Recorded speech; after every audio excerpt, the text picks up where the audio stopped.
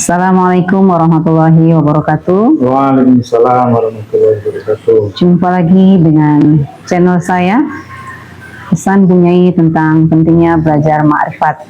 Kali ini kita akan menyambung bahasan sebelumnya, yaitu tentang Ahlus Sunnah wal Jamaah.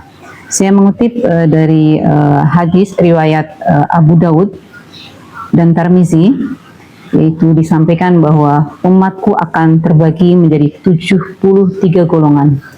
Semuanya akan masuk neraka kecuali satu, yaitu Ahlus Sunnah wal Jamaah. Mereka bertanya, siapa mereka ya Rasulullah? Beliau menjawab, mereka yang berada di atas jalan yang aku dan sahabat jalani. Hadis riwayat Abu Daud dan Tirmizi.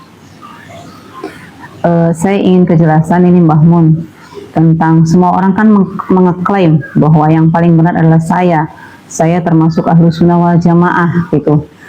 Di berbagai aliran dan di hadis tadi juga disebutkan bahwa ada 73 golongan itu yang mengaku sebagai Ahlus Sunnah wal Jamaah, dan juga disampaikan Ahlus Sunnah wal Jamaah itu yang seperti apa gitu. Tadi juga di hadis disebutkan, tapi tolong dijelaskan supaya kita tidak mengklaim bahwa saya yang paling benar gitu. Saya loh ahli sunnah wal jamaah, yang lain tidak ahli sunnah wal jamaah gitu. Dan saya lihat ahli sunnah wal jamaah di dalam hari-hari itu mereka yang sunnahnya Rasulullah itu yang meniru caranya Rasulullah, misalnya poligami. Ini paling nggak disukai sama ibu-ibu ya, termasuk saya juga ya. Jadi itu yang kayak gitu, Rasulullah tuh menikah banyak sekali gitu. Jadi kok yang kayak gitu-gitu aja, hanya diambil yang enak-enaknya saja secara lahiriahnya gitu. Kenapa nggak ngikut bagaimana jejak napak tilas Rasulullah, yang beliau itu di Gua Hiro, yang beliau itu menerima wahyu sambil berkeringat dingin, menggigil dan lain ikro gitu tuh. Kenapa yang diambil orang zaman sekarang hanya yang itu saja, yang enak-enaknya lah gitu secara zahir, yang saya agak-agak protes. Tapi kalau sekarang sudah masuk ma'rifat, jadi sudah tidak ada sama sekali, karena hanya adalah fata morgana, hanya panca indera saja. Mohon dijelaskan Mbah Mun tentang ini tadi, apa yang disebut dengan Ahlus Sunnah wal Jamaah tadi.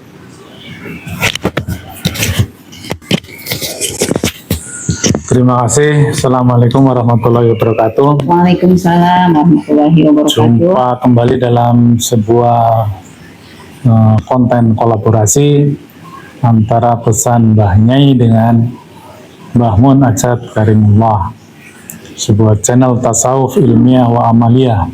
Kali ini bahasan yang tadi disampaikan oleh Bu Nyai, yaitu tentang Ahlus Sunnah wal Jamaah.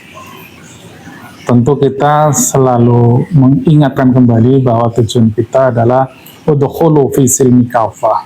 Jadi untuk mengajak kita semua agar kafah dalam beragama, baik lahir maupun batin, baik jasmani maupun ruhaniyahnya. Jadi agar kita punya perspektif yang lengkap. Sebelum saya menyampaikan apa yang tadi telah disampaikan panjang lebar oleh Bu Nyai, kita harus memahami dulu perspektif Ahlus Sunnah wal Jamaah. Memahami terminologi Ahlus Sunnah wal Jamaah pun sedikit orang yang fokus untuk apa sih itu Ahlus Sunnah wal Jamaah itu. Ada di area mana gitu. Jadi saya sedikit turun lagi ke perspektif duniawi itu, karena untuk bagaimana kita menjaga agar pemahaman itu tidak terdistorsi. Jadi Ahlus Sunnah itu adalah sebuah pemahaman di level akidah itu. Jadi bukan sebuah aliran mazhab, bukan sebuah aliran syariat itu, tetapi pemahaman akidah, yaitu keyakinan.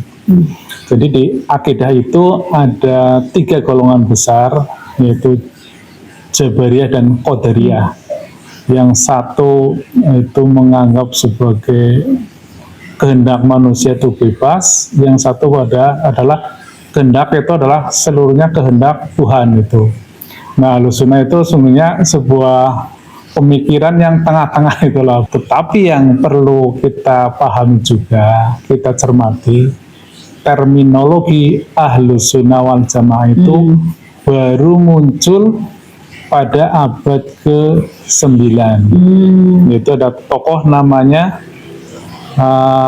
Abu Hasan al-As'ari dan Abu Mansur al-Maturidi. Nah, ini yang kemudian beliau itu lahir pemikirannya setelah pemikiran masa kejayaan Islam di era Abbasiyah itu. Jadi di sana ada tokoh-tokoh sentral seperti Al-Kindi, kemudian Avicenna, Al-Farabi dan sebagainya. Nah, tokoh-tokoh tersebut menghasilkan namanya aliran Mu'tazilah atau seiring dengan aliran Qadariyah itu. Jadi manusia mempunyai kehendak yang bebas itu.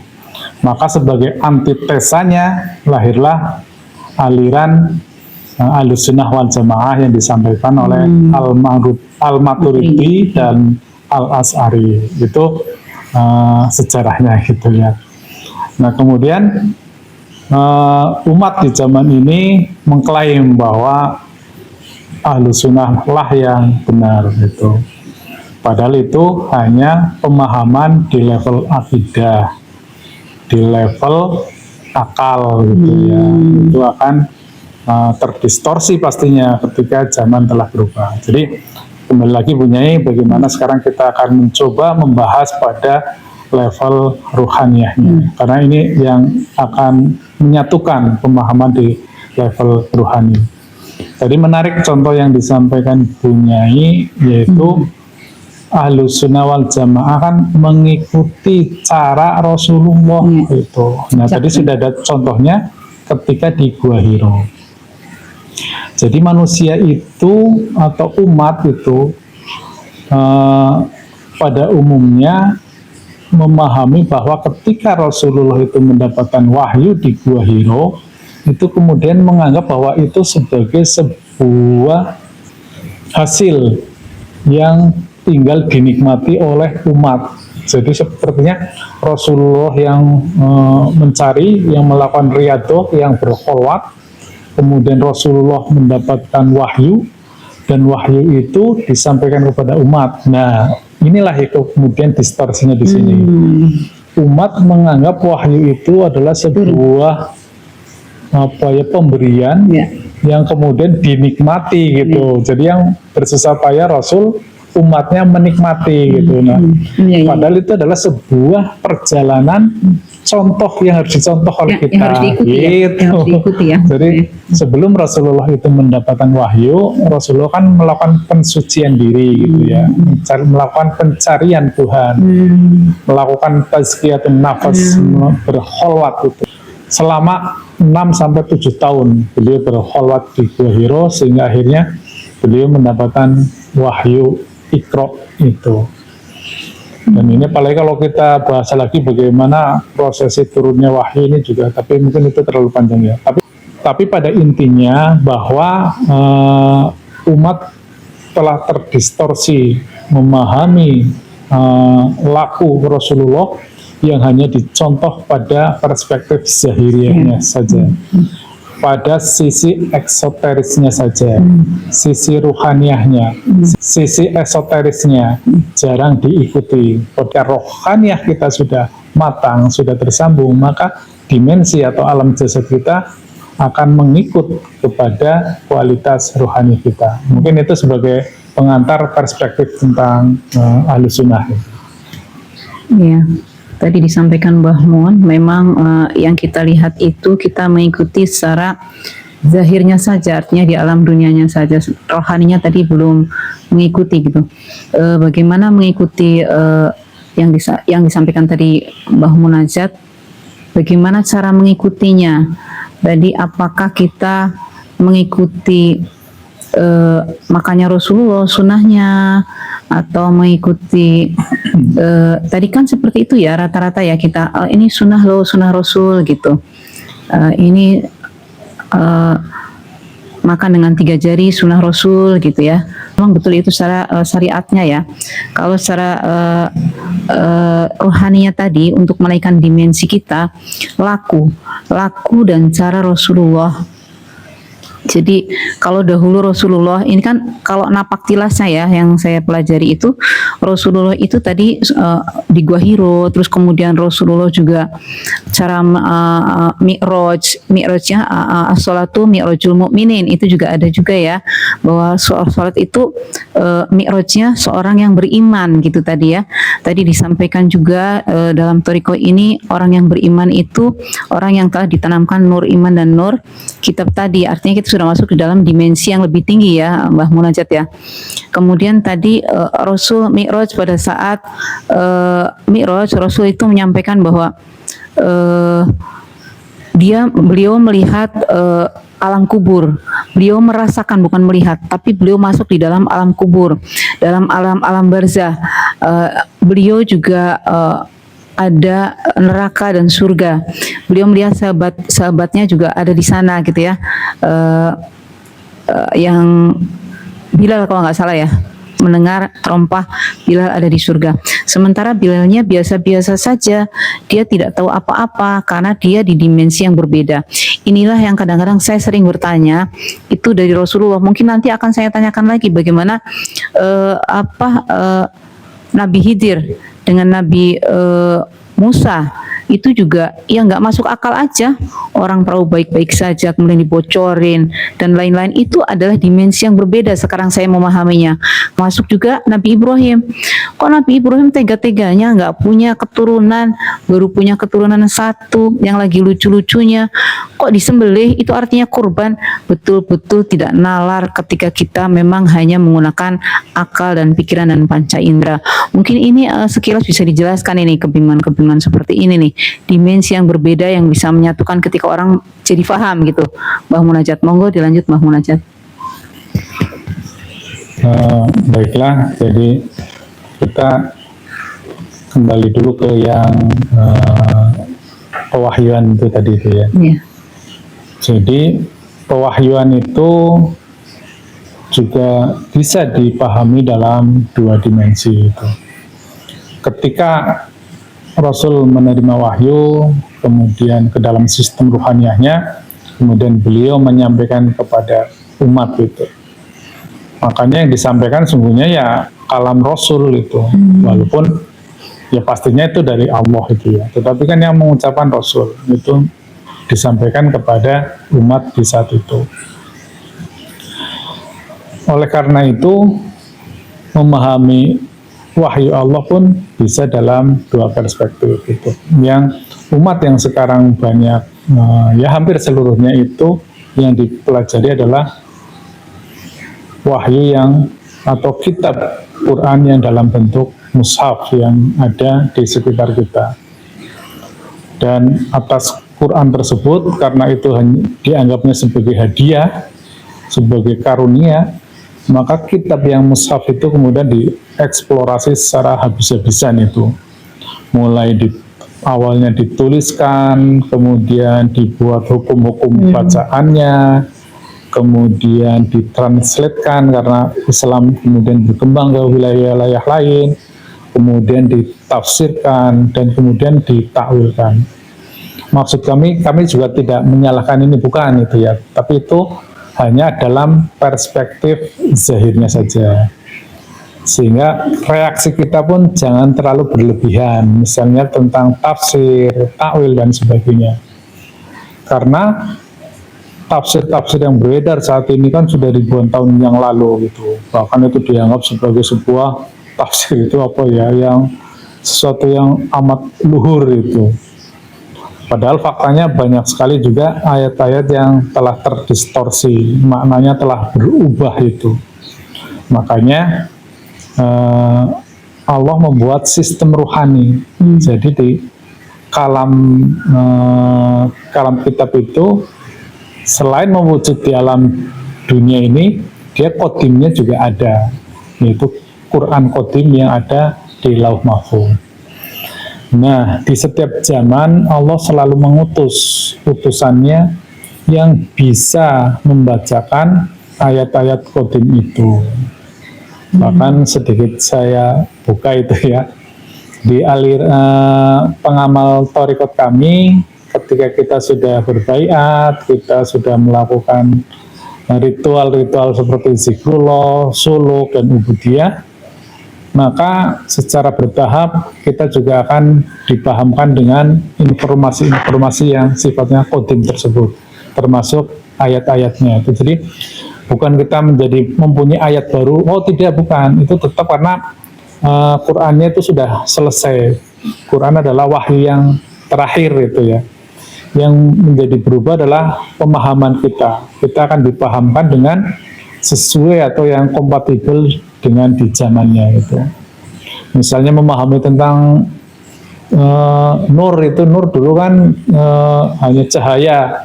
Coba kita bisa lihat pembahasan yang terdahulu bahwa makna cahaya itu kan sangat terbatas. Di era sekarang kita sudah mengenal ada teori tentang dualitas cahaya sebagai partikel gelombang.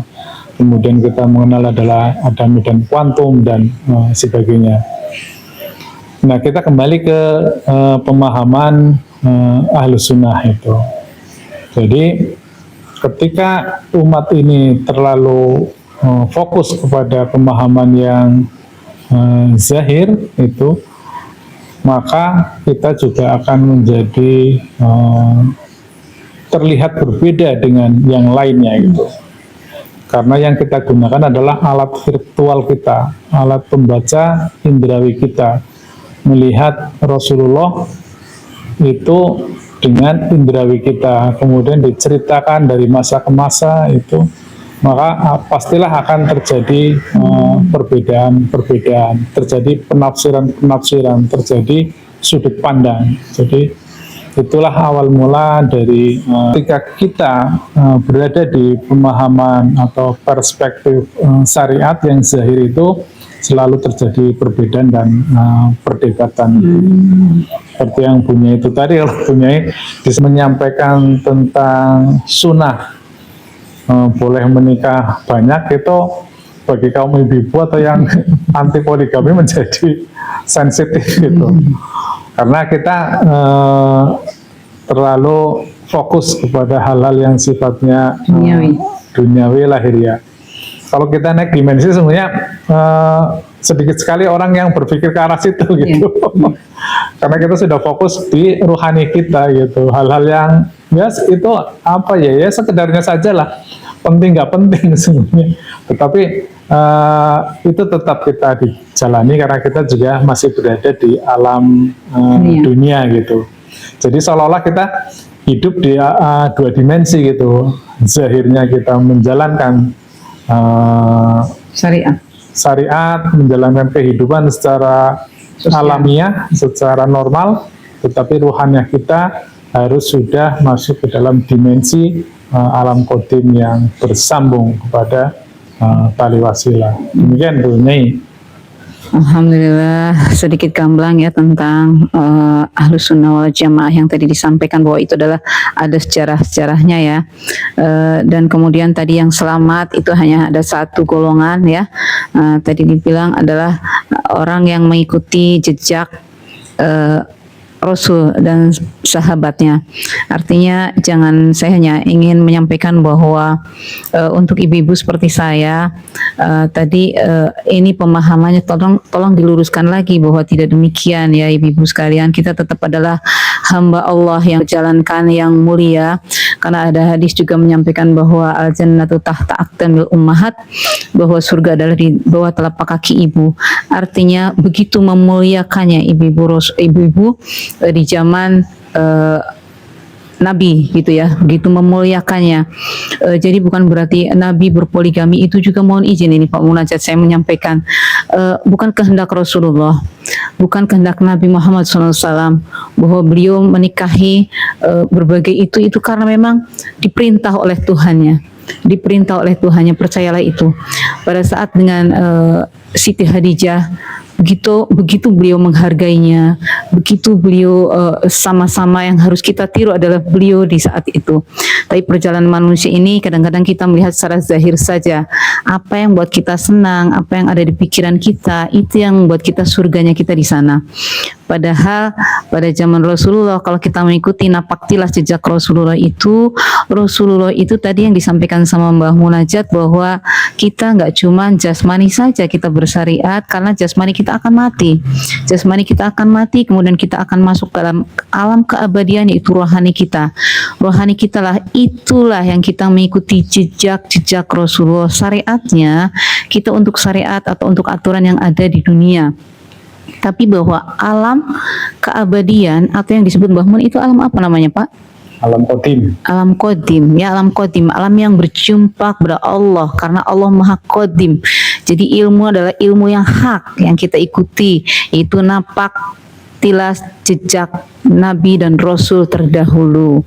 Itu tadi. Jadi Nabi dulu mengenal alam kubur, mengenal alam barzah, tahu akhirat, mengalami akhirat, terus tahu surga dan neraka, mengalaminya. Jadi bukan hanya cerita. Sementara yang saya alami sepanjang saya belum masuk thariqah ini, saya tidak tahu loh alam kubur, Mbah Munajat. Begitu saya masuk thariqah ini, saya tahu alam kubur. Saya merasakan bagaimana dibersihkannya dosa-dosa kita di alam kubur, dan itu persis yang diceritakan. Cuman waktu itu kan hanya cerita. Semoga saya selamat. Semoga saya selamat. Saya tidak terbayang alam barzah itu seperti apa. Saya tidak pernah tahu. Begitu masuk ke sini, saya ikut mengalaminya. Jadi mengalami bagaimana dibersihkan, bagaimana manfaat sedekah, bagaimana itu alam barzah, bagaimana itu neraka, bagaimana kiasnya yang namanya ihdinas siratal mustaqim, lewat jembatan itu bagai rambut dibelah 7, bagai jarum yang dimasukin onta. Itu luar biasa, ya kan? Itu betul dan itu saya rasakan setelah masuk dalam sekolah ini, Thariqah Naqsabandiyah Khalidiyah. Maka bagi seluruh manusia di alam dunia ini, agama manapun yang ingin belajar tentang ilmu thariqah ini, yuk kita sama-sama mengalaminya. Semoga insya Allah kalau kita mengalaminya, kita sudah ikut jejak Rasul kita terdahulu. Saya kira itu ya Mbah Munajat, untuk kali ini cukup sampai di sini. Terima kasih. Lain waktu kita akan lanjutkan, dan boleh memberikan subscribe, like dan komen. Silakan untuk masukan untuk kami. Mohon maaf jika banyak hal yang kurang berkenan. Akhir kata, ilahi anta maksudi waridhoka matlubi. Wassalamualaikum warahmatullahi wabarakatuh. Waalaikumsalam warahmatullahi wabarakatuh.